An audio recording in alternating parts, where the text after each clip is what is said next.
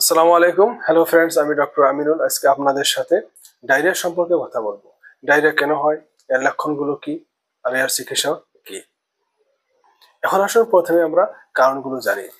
দূষিত খাবার এবং জলের জন্য, যেখানে ব্যাকটেরিয়া যেমন ইকোলাই ভাইরাস, রোটা ভাইরাস, এগুলোর জন্য ডায়রিয়ার সৃষ্টি হতে পারে। ফুড অ্যালার্জি, দুধ বা ল্যাকটোজ জাতীয় খাদ্য খাবার জন্য ডায়রিয়া হতে পারে।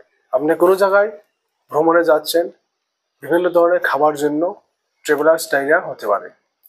ডায়রিয়া বিভিন্ন ধরনের ওষুধের সাইড এফেক্টের জন্য ডায়রিয়া হতে পারে।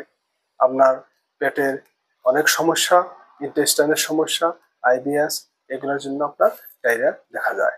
এখন আসুন লক্ষণগুলো কি। আপনার প্রত্যেক দিন 3 বার বা তার থেকে বেশি পাতলা বা জলের মতো পায়খানা হবে। পেট মুচড়ানো, কামড়ানো, পেটে ব্যথা করবে। আপনার শরীরটা অনেক দুর্বল, মুখটা শুকিয়ে যাবে, ক্লান্তিকর অনুভব হবে, আর পেশাবটা অনেক কম হবে। জ্বর জ্বর ভাব হবে, বমির ভাব হবে। যদি পায়খানার সাথে রক্ত যায়, তবে দেরি না করে দ্রুত আপনি হাসপাতালে চলে যান। এখন আসুন আপনি ঘরে কি করবেন। আপনি ঘরে অবশ্যই ওআরএস জলের সাথে খাবেন, বিশুদ্ধ জল খাবেন, হালকা খাবার খাবেন, ডাল, আলু ভাত এগুলা খান। তেল, মাছ, মাংস, মশলা এগুলা এড়িয়ে চলুন।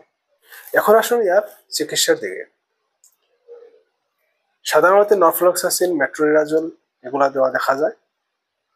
এছাড়া আপনার যদি ডায়রিয়াটা বেশ হয়ে যায়, তবে ফ্লুইড ব্যালেন্স করতে আইভি ফ্লুইড দেওয়া হয়। প্রয়োজনে অ্যান্টিবায়োটিক যেমন এমিকাসিনও দেওয়া হয়। শিশুর ক্ষেত্রে জিঙ্কটা অত্যন্ত প্রয়োজনীয়। এখন আসুন আয়ুর্বেদিকের কি ড্রাগস ডায়রিয়ার অনেক ভালো কাজ করে। কুটাজা ঘনবাটি বা কুটাজা রিস্টা, যেটা আপনার ডায়রিয়া কমানোর সাথে সাথে আপনার পুরান পায়খানার সাথে যেগুলো মল যায় ওগুলাও ভালো করে, নিরাময় করে।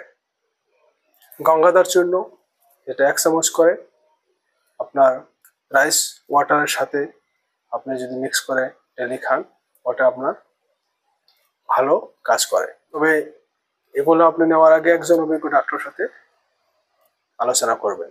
সুস্থ থাকুন, ভালো থাকুন। ভিডিওটি ভালো লাগলে লাইক, শেয়ার, সাবস্ক্রাইব করুন। Thank you.